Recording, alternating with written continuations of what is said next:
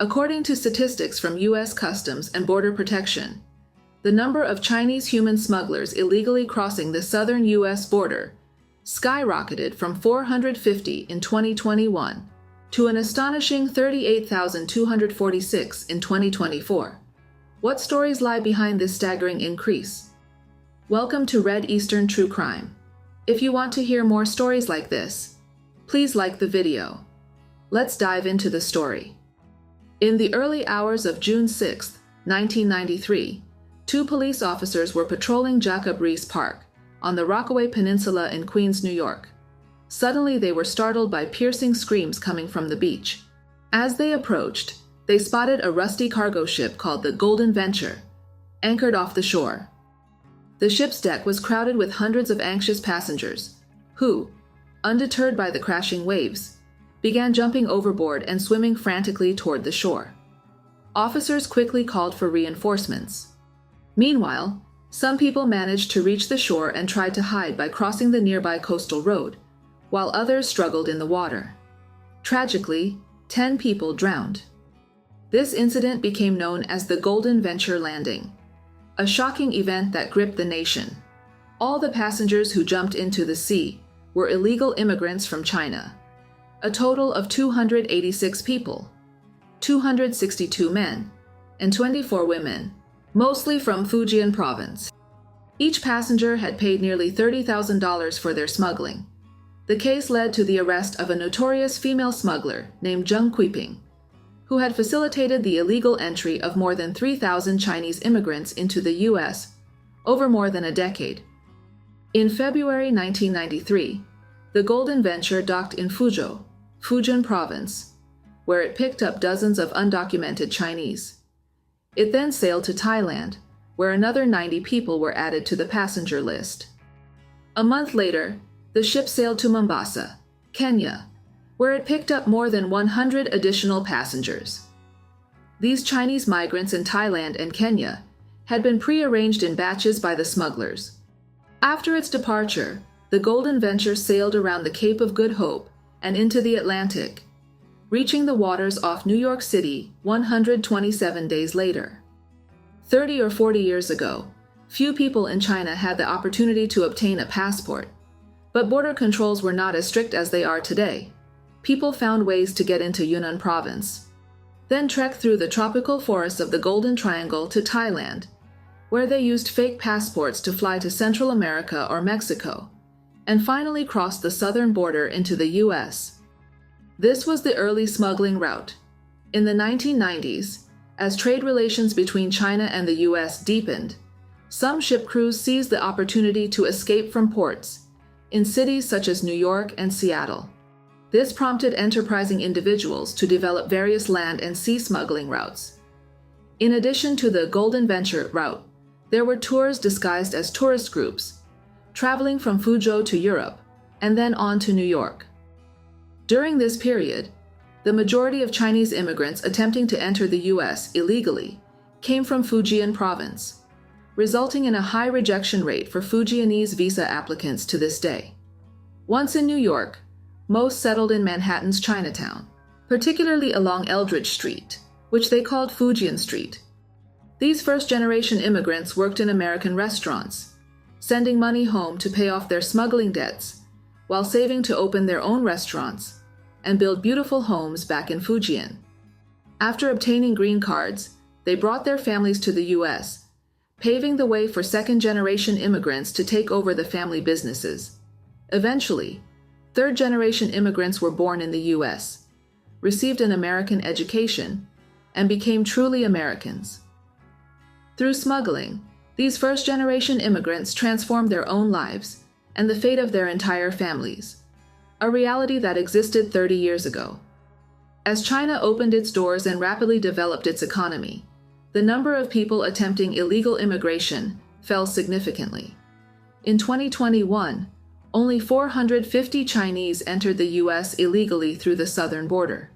By 2023, however, the number had increased 54-fold. Throughout the 3 years of the pandemic, the Chinese government enforced a strict zero-COVID policy, imposing strict lockdowns and travel restrictions. Initially, This policy was widely supported by the public. However, in 2022, Shanghai faced a 3-month lockdown, while other countries began to lift restrictions and learn to live with the virus. This rigid approach caused significant economic hardship for many people and led to numerous tragedies, including people dying from lack of medical care and health officials forcibly entering homes to disinfect, causing property damage and even killing pets. Disillusioned, many citizens began to consider fleeing the country. In December 2022, when the pandemic restrictions were lifted, people who had hoped for an economic recovery were faced with the harsh reality of pay cuts, unemployment, and unpaid mortgages. During this time, videos about smuggling into the US suddenly gained popularity on platforms like Douyin, the Chinese version of TikTok, revealing to many that there were alternative ways to reach America.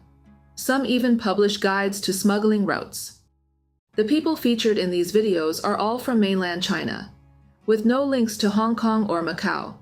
Hong Kong passport holders enjoy visa-free access to 171 countries, while mainland Chinese passport holders are restricted to just 41 countries, with Ecuador being the only country in the Americas to offer visa-free entry. Outside the U.S. Embassy in Beijing, long queues of people waiting for visa interviews can be seen every weekday.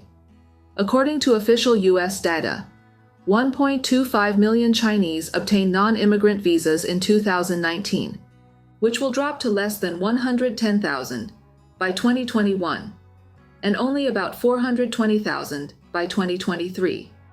For many Chinese, obtaining a U.S. visa feels like winning the lottery, and the process of securing a Mexican visa is similarly challenging. So smuggling became a lifeline for those unable to secure legal entry in pursuit of the American dream. Most Chinese smugglers do not fly directly to Ecuador because there are no direct flights. Many carry blank passports and face many restrictions. Most can only travel to Hong Kong or Macau, then fly to Istanbul, Turkey, and from there to Quito, Ecuador. Some have reportedly been denied boarding at Hong Kong airport because they do not have return tickets. Others are able to fly from mainland China to Thailand, then on to Istanbul and Quito, as Thailand has waived visa requirements for mainland Chinese since last year. As more and more Chinese tried to smuggle themselves in, journalists followed and documented their journeys, culminating in the production of a documentary. From 2023, hundreds and thousands of Chinese began arriving in Quito every day, behaving like tourists, sightseeing and taking pictures. This facade was their only way of keeping up appearances. Upon entering Quito, they consistently took longer to clear customs than travelers from other countries. Customs officials scrutinized their itineraries and asked them directly if they were going to the US, which they naturally denied. For many, it was the first time they had left China.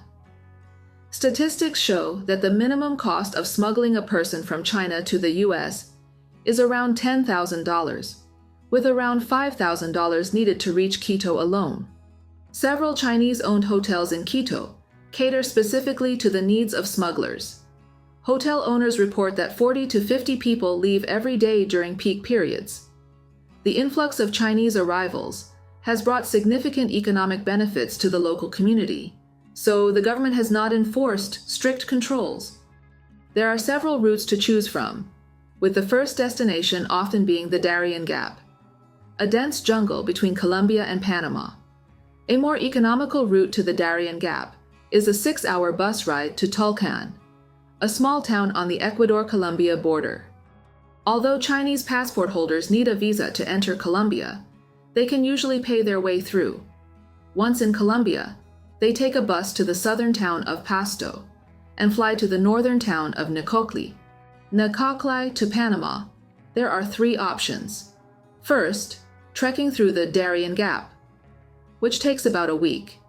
Second, riding a horse for 2 days, which costs $950. And third, taking a boat for part of the journey before walking through the jungle for 2 to 3 days. The boat fare is $400 for adults and $200 for children, Many Chinese choose this last option because they feel that riding a horse is too risky. While in Nicoklai, the journalists met more Chinese migrants, including families with small children. One family shopped in a supermarket before leaving, but disagreed about what to take into the jungle. The wife wanted to pack a stove and instant noodles, while the husband insisted they would need to survive in the wild and not cook at home. Later that night, the family took a speedboat from Nicoklai for more than 2 hours, through darkness and turbulent waves, to reach the entrance to the jungle and begin their trek. This was an extremely dangerous plan, as the dense jungle posed not only natural risks, but also threats from criminal gangs who would intercept travelers for money, often using violence and even assaulting women. These gangs were reportedly linked to Colombia's largest drug trafficking organizations, and there were no Colombian or Panamanian police presence in the area.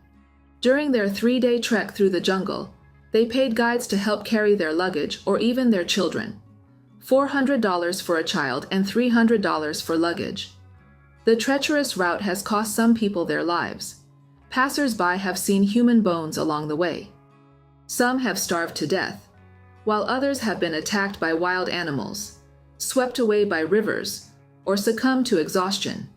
For various reasons, the film crew did not accompany them through the jungle, but instead flew directly to the next destination. After emerging from the Darien Gap, the family was immediately detained by the Border Patrol and taken to a government-run immigration detention center. When the film crew arrived, they could not find the family, and there were very few Chinese detainees in the center. A journalist interviewed an illegal immigrant detained in the camp and learned that Chinese migrants usually leave on the next day's bus because they can afford the $60 bus fare. In contrast, many South American refugees in the camp cannot afford this and have to stay behind and work to raise enough money for their fare, which can take weeks or even months. The next day, journalists spotted the family in a small Panamanian village called Puerto Limon, which had small Chinese grocery stores selling Chinese food, currency exchange services, and even WeChat and Alipay payments, making it feel like an underdeveloped county in China. The family and other Chinese migrants appeared completely exhausted, having left most of their belongings behind along the way, including the stove they had planned to use to cook instant noodles. When asked which part of their journey had been the most difficult, they all agreed that it had been the boat trip from Colombia to Carito Beach, where their speedboat was tossed 3 to 4 meters high by the waves. Seats and passengers were thrown into the air, and the wooden benches were completely smashed, forcing them to sit on the floor in fear and helplessness, while children cried in terror. After disembarking, they heard that a boat behind them had capsized and that 27 people were missing. When asked for advice for future smugglers, the family man said that whatever the purpose, it was not worth risking one's life in this way. Those interviewed said the journey was far too dangerous, equating it to playing with their lives. Many expressed regret, but others firmly believed that all their sacrifices were justified. Soon after, the Panamanian border police arrived and detained all the illegal immigrants. Migrants say that in Ecuador and Colombia, they had to dodge local police who tried to extort money. In Panama, however, the police have been more helpful, and the United Nations has set up refugee camps to provide food and tents for the migrants. Once they have rested sufficiently, they are free to leave. Some Africans trying to reach the US have stayed in these camps for more than a year. After leaving the refugee camp, they paid $30 for a 10-hour bus ride through Costa Rica to Los Chiles, the border between Costa Rica and Nicaragua. This leg of the journey proved to be the smoothest, with no police checkpoints or gang extortion. To travel from Los Chiles north to the border town of Ocotal in Nicaragua, the migrants took a bus where local officials charged each Chinese individual $150 and collected their passports, promising to return them on arrival and explain the next steps. Some chose to take a taxi for around $180. However, most South American and African migrants who could not afford this fare had to follow local guides on non-toll routes. Crossing a small hill from Ocotal leads to the Honduran town of Danlí, which is close to the Nicaraguan border. The hill is small and takes about 10 minutes to cross. In Danlí, migrants pay $50 each for a 15-hour bus ride to the next stop, San Marcos in Guatemala. From there, they would follow the crowd to a nearby town, where many container trucks are parked. For $550, they could travel in a container across the Guatemala-Mexico border to the border city of Tapachula. This fee included food and accommodation, but many Chinese felt that the lack of ventilation made it dangerous and chose to travel by bus instead. Traveling by bus is also very risky, as buses are often stopped by the Guatemalan police, who openly demand bribes from migrants. South American migrants are often charged $5 per person, while Chinese people are charged $20. They can expect to be stopped at least 3 times before reaching Tapachula. Tapachula is home to countless illegal immigrants from Central America and around the world, but very few are Chinese. This is because Chinese people tend to have more financial resources, allowing them to leave quickly, or even pay for visa solutions. The film crew flew directly from Panama to Mexico and reunited with the family a few days later. They had been completely robbed en route, their bags thoroughly searched, and both men and women stripped of their clothes, shoes, and socks. There are many videos on social media giving tips on how to hide money. 这里是可以打开的，这里面都是可以装水的。上面也留点空气，给人感觉就是一个瓶子啊，完全看不出来。这里面可以放很多的钱，然后你最好是在这里垫点卫生纸白的，不要给人感觉黑漆漆的感觉。然后放上钱呀，你想放的东西。水看了呀，就是个水瓶子，它摸都不带摸的这东西。Crossing the border into the U.S. may not be as difficult as trekking through Panama's rainforests, but it is still fraught with danger, as flights from Tapachula are strictly regulated. Migrants can only take buses to Arriaga, about 100 kilometers away. During the 4-hour journey, they have to pass through several checkpoints, any one of which could send them back. At these checkpoints, police often board the bus for security checks, mainly to demand cash. If they see a Chinese person, they will always demand a bribe. If they refuse, they may be searched or even thrown off the bus. In addition to police extortion, they are often subject to armed robbery by criminal gangs and trap-laying taxi drivers. The next stop from Arriaga is Mexico City, where there are more routes to choose from. Some choose to travel to Tijuana, which borders San Diego some 2,700 kilometers away, while others head for the Texas border. This part of the journey can take several days, and many are apprehended by immigration authorities and detained in centers for up to 2 or 3 months. Conditions in these Mexican immigration detention centers are notoriously harsh. Some individuals approaching the U.S. border may not be detained, but are instead sent back to the southernmost parts of Mexico several times, with the most unfortunate being stuck in Mexico for over a year, without making it to the U.S.-Mexico border. As a result, many Chinese migrants pay guides and bribe police along the way. The journey from Ecuador to the U.S.-Mexico border is an industry in itself, with border officials, police, airport workers, drivers, various vendors, gangs and smugglers all profiting. There are even many social media videos that promote these smuggling routes like travel adverts, ignoring the dangers involved and claiming that it's simply a survival experience to reach America. When crossing the border wall into the U.S., some see U.S. police standing near the gaps but are not stopped. Some tear up their passports before entering the U.S., as social media suggests they won't be deported without them. Some savvy Chinese even send their passports to friends in the U.S. in advance. For some, the journey has been one of hardship and even death, while others cross the wall casually, with suitcases as if on holiday. On March 29, 2024, 8 bodies were discovered on Vicente Beach in Oaxaca, Mexico. The victims were all Chinese migrants who were not wearing life jackets. One surviving middle-aged man was found standing on the shore. He had originally attempted to cross with his wife and son, but the boat capsized, drowning everyone but him. He survived by clinging to a floating suitcase. Unlike those trekking through the rainforest with dirty backpacks, some migrants were dragging suitcases. They spent more money getting Mexican visas, flying directly from China to Mexico, and then paying smugglers to take them to the border. The average cost per person was between $15,000 and $20,000. In May this year, an online post described the fastest, cleverest, and cheapest case of smuggling. A woman described her journey with another mother and 2 children. After being denied U.S. visas, they obtained a 3-year visa for Japan, which allowed them to enter Mexico without a visa.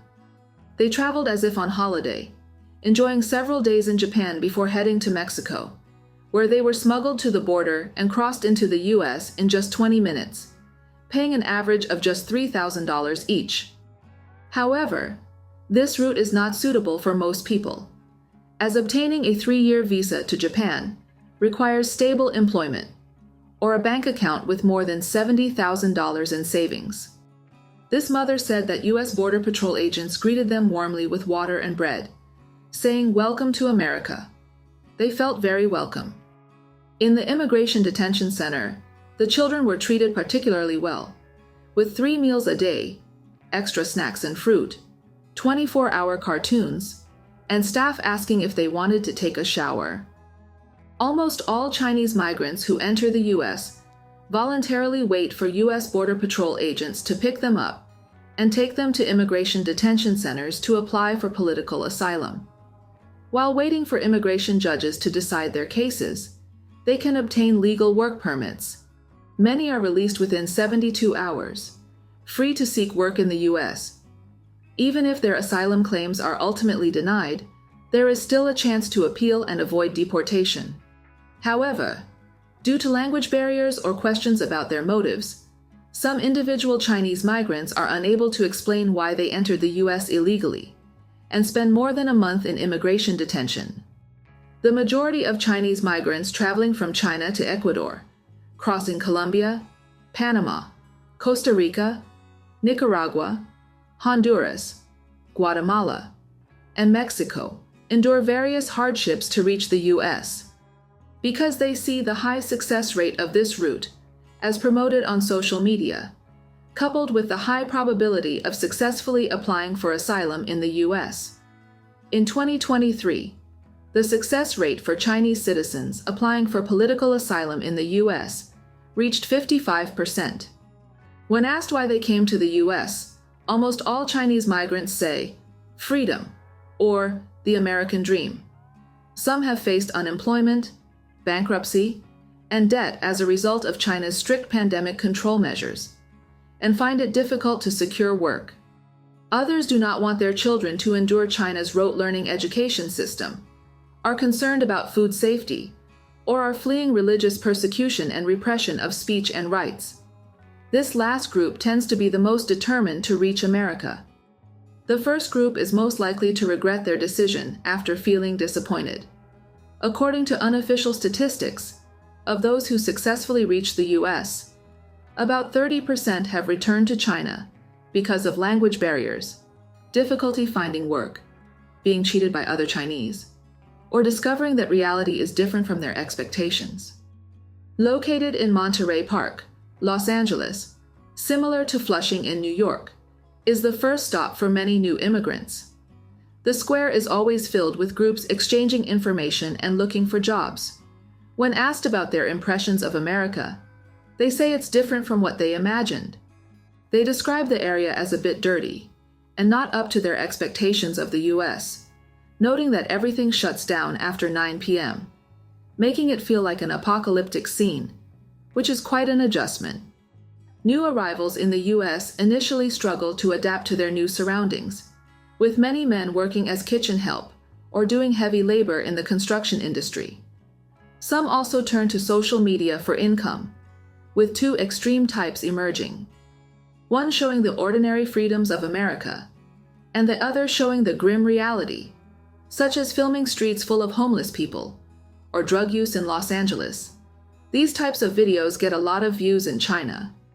Similar to the song Blame Canada from South Park, some Chinese people believe that the US is to blame for their hardships, so they highlight the negative aspects of America to attract viewers.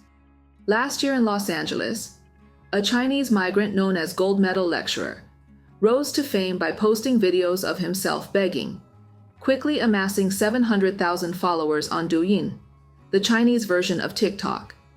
He slept in a tent and received free meals every day. Each video began, "Brothers, I got free food again." The boxed lunches, pizzas, snacks, and drinks he received were identical to those purchased by many middle-class Chinese Americans, striking a chord with the sense of inequality among middle-class citizens in both China and the US.